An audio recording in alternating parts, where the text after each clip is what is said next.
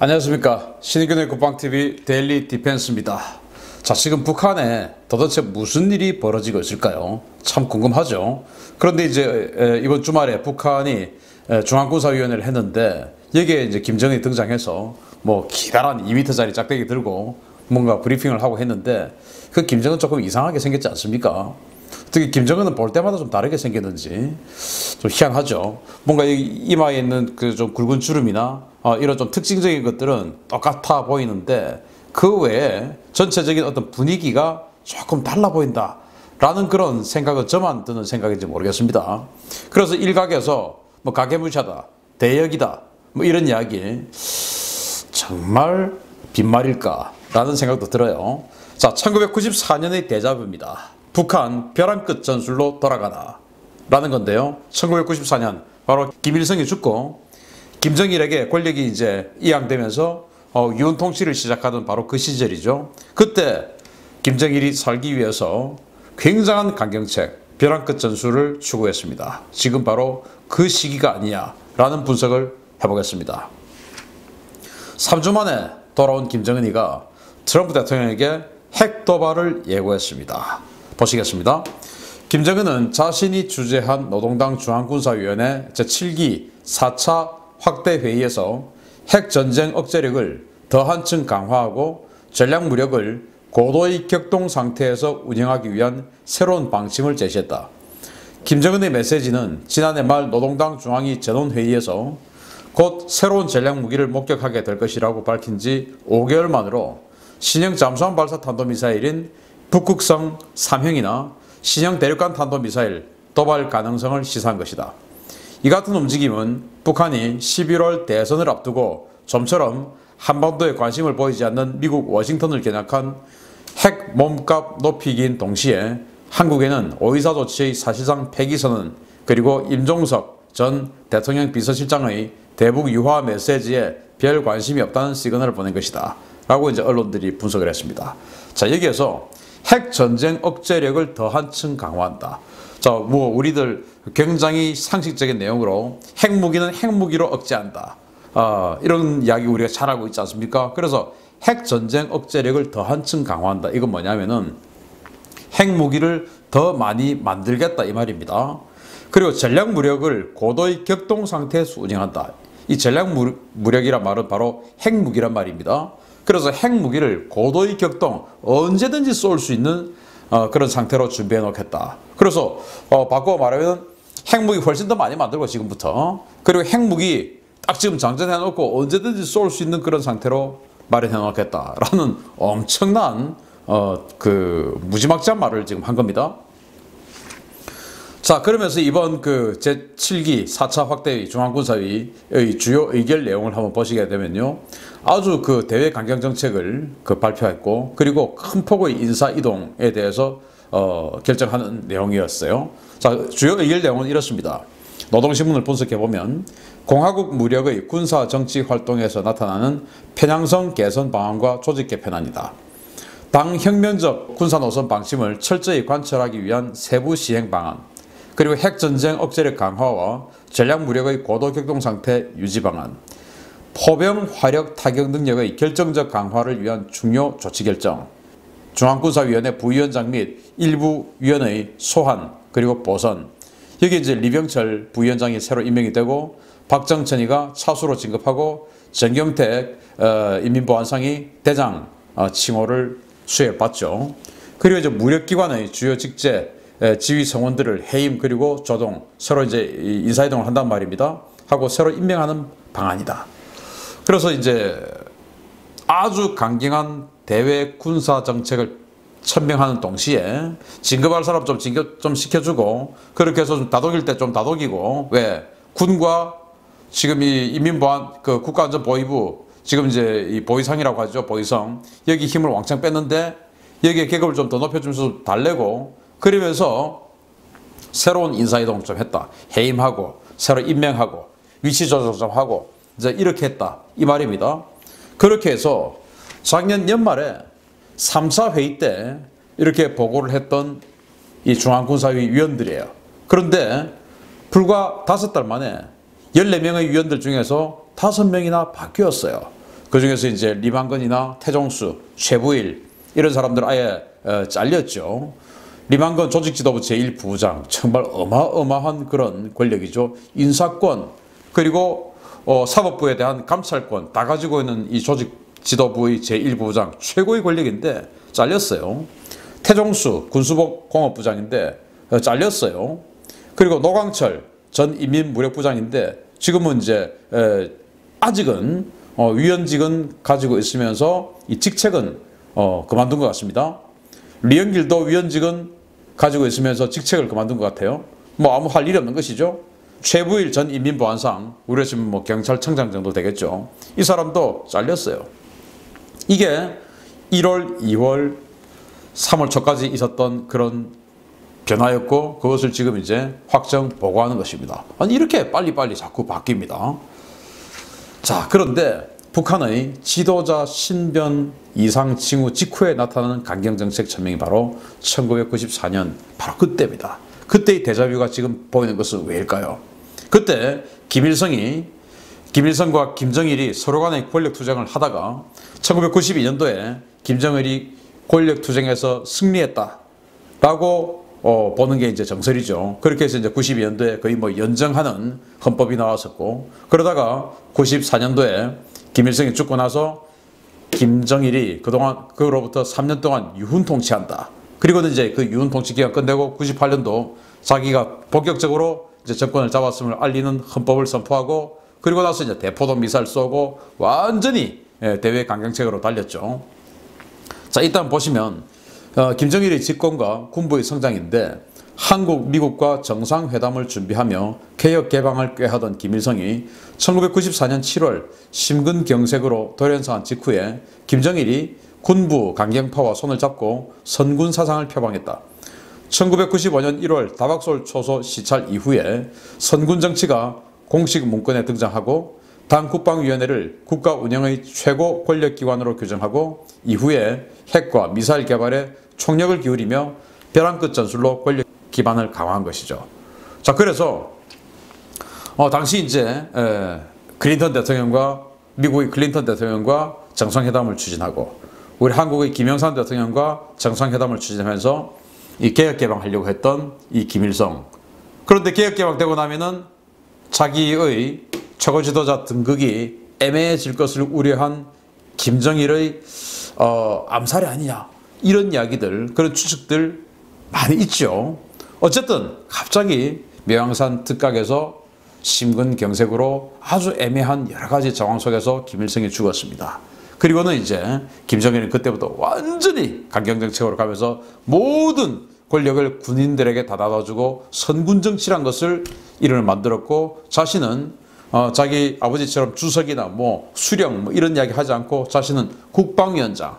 그래서 이 모든 북한의 어떤 통치는 국방에서부터 한다. 국방위원회에서 통치를 한다. 그래서 국방위원장이라는 이름을 가지고 직책을 가지고 통치를 했죠. 그러면서 완전히 강경정책으로 나갔었습니다. 98년도 대포동 미사일 쏘면서. 그때 이제 94년도 북한을 폭격하려고 했었는데 항공모함 2척 왔는데 우리 김영삼 대통령이 클린턴 미국 대통령 바지가랑이 붙잡고 말렸죠. 그리고는 이제 지금 정말 힘들고 있는 그 두산중공업의 원자로를 경수로 북한에다 갖다 주고, 그렇게 해서 이제 원자력 발전소 지어주고 그 경수로 만든 비용 우리가 다 대주고 뭐 이렇게 하려고 하다가 그 원자로 지금 뭐 두산중공업에 그대로 그냥 방치되고 있는 이런 상황 아닙니까? 돈대로 쓰고. 그리고는 그때부터 북한은 그때 NPT 탈퇴했을 뿐인데 지금은 이제 핵무기를 30개에서 최대 저 같은 사람은 100개로 봅니다. 이렇게 돼 있는 상황이고, 북한은 이번 중앙군사위원회에서 그 핵무기 숫자를 더 늘리겠다라고 지금 이야기를 한 겁니다. 자, 이때 북한은 이제 벼랑 끝 전술이란 전술을 스타트를 했습니다. 자, 그러면서 이번 중앙군사위원회 회의 직후에 나온 시그널인데 바로 SLBM이라는 단어들이 계속 나오고 있습니다. 이 전력화 임박이다. 이게 당국자들을 인용해서 계속 나오고 있는데, 저는 이 SLBM이 1차 북핵 위기 때의 대포동 미사일과 같은 역할을 하는 것이 아니냐라는 생각을 해봅니다.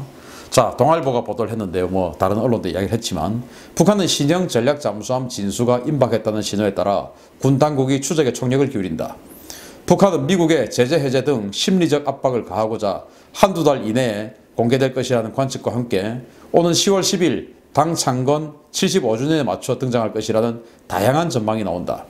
군 소식통은 북한이 작년 7월 공개한 3,000톤급 신형 잠수함에 SLBM 3발을 탑재할 수 있는 체계를 거의 갖춘 것으로 판단한다면서 함경남도 신포조선소에 있는 길이 190여 미터 건물 내에서 막바지 작업이 진행되는 것으로 보인다고 말했다.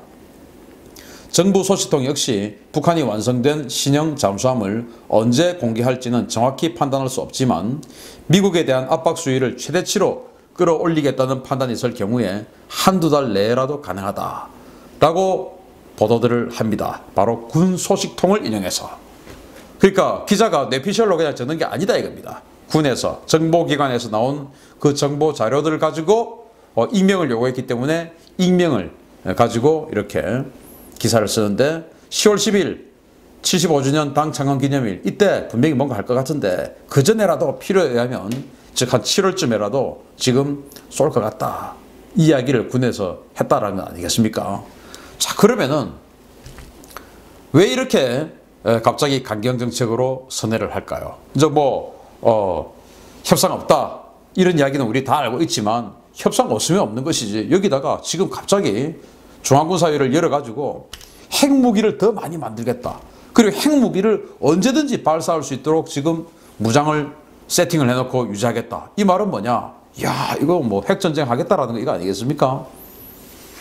자, 그런데 이런 당 중앙군사위원회 확대회의 직후에 미국 백악관 국가안보보좌관의 의미심장한 메시지입니다. 김정은이가 직접 나와서 이런 짝대기를 들고 이 지시봉을 들고 이렇게 브리핑을 했는데 김정은이를 계속 지켜보겠다 이거예요. 그러면서 우리는 북한 사람들과 대화를 계속할 것이고 라고 지금 제가 여기 해석을 해놨는데 이게 뭐냐? To the North Koreans. 제가 일부러 강조를 하기 위해서 이 복수 North Koreans 복수의 북한 사람들이다 이겁니다. 북한 사람들 김정은하고가 아니고 북한에 있는 여러 사람들하고 대화를 계속할 것이다. 북한은 아시다시피 탑다운입니다. 김정은이 지시하면 끝나는 것이고 김정은이가 노하면 안 되는 것인데 그러면 대화는 김정은과 해야 되는 탑다운식인데 여기는 지금 북한 사람들과 대화를 계속할 것이고 라고 코리안스라고 해요. And we will monitor what's happening with 김정은. 김정은에게 무슨 일이 일어나는지 계속 지켜볼 것이다 라는 거 아니에요? 아니 김정은이가 좀 나와서 지금 이거 했는데 김정은이에게 무슨 일이 일어나는지 왜 자꾸 지켜본다는 말입니까? 이게 언제 했던 이야기냐? 바로 중앙군사위원회에 나와가지고 이 짝대기 가지고 이렇게 하고 나서 그게 보도가 나온 직후에 CBS가 이 오브라이언 국가안보보좌관에게 좀 어떻게 생각하냐? 라고 물어보니까 오브라이언 국가안보보좌관이 그렇게 이야기한 겁니다. 아니 김정은이가 나와서 지금 중앙군사위원회를 하고 브리핑을 하고 막 스스로 막 하는데 저걸 어떻게 생각하냐라고 하니까 북한 사람들하고 노스코리안스 하고 대화를 계속할 것이다. 그리고 김정은 앞으로 무슨 일이 일어나는지 What's happening? 무슨 일이 일어나는지 계속 모니터링 할 것이다. 이거 아니겠습니까? 참 희한하죠. 자, 그런데 4월 이후 그러니까 김정은이가 갑자기 안 보이기 시작한 그 4월 이후에 북한 고위급에서 흘러나오는 정말로 모호한 애매모호한 표현을 한번 보겠습니다. 김정은이 잘 있기를 바란다. 지켜보고 있지만 말할 수는 없다. 라고 4월 28일 날 도널드 트럼프 대통령이 이야기를 했죠. 북한 지도자가 누구든 상관없이 북한과의 전쟁은 안 된다. 라고 4월 28일 날 미국 민주당이 위헌적 대북 전쟁 금지 법안을 발의를 했습니다. 여기에 북한 지도자가 누구든 상관없이 라고 왜 그걸 갖다 붙입니까? 미국 민주당에서. 그러면서 책임자가 누구든 또 누구든 북한 사람들에게 핵이 그들에게 최선의 이익이 아니며 그들이 비핵화를 해야 할 필요성을 납득시키기 위해 모든 일을 할 것이다. 라고 5월 8일 날 분명히 또 김정은이 나왔는데 김정은이가 나왔는데 마이크 폼페이오 미 국무부 장관이 그런 이야기를 또 합니다. 그러면서 또 우리의 생각은 아마도 김정은 그가 잘 지내고 있는 것 같다는 것이다. 라고 또 애매모호합니다. 그러면서 오늘은 노스코리안스 그리고 무슨 해프닝이 일어날지 그에게 이걸 지금 이야기를 하는 겁니다. 과연 지금 이 지시봉을 들고 브리핑을 하던 그 사람이 김정은인지 아니면은 순천 인비료공장에 나타났던 그 사람이 김정은인지 아니면 성형수술로 여기다가 뭔가 포인트 한 개 주고 여기다가 포인트 한 개 준 이런 사람 데리고 와서 정말로 대역을 하고 있는 것인지 참 알다가도 모를 일이죠. 자, 그래서 20년 만에 벼랑 끝 전술로 회기 조짐을 보이는 북한입니다. 이제 악순환의 고리 끊어야 되겠죠. 그래서 20년 전에는 우리 대한민국 정부가 완전 바짝 쫄아가지고 미국 대통령 바지 가랑이 붙잡고 제발 하지 마세요 하고 해서 여기까지 왔는데 여기까지 와서 어떻게 됐습니까? 그때 북한은 핵실험도 한 적 없고 대륙간 탄도미사일도 없었고 근처도 못 갔죠. 핵무기도 없었습니다.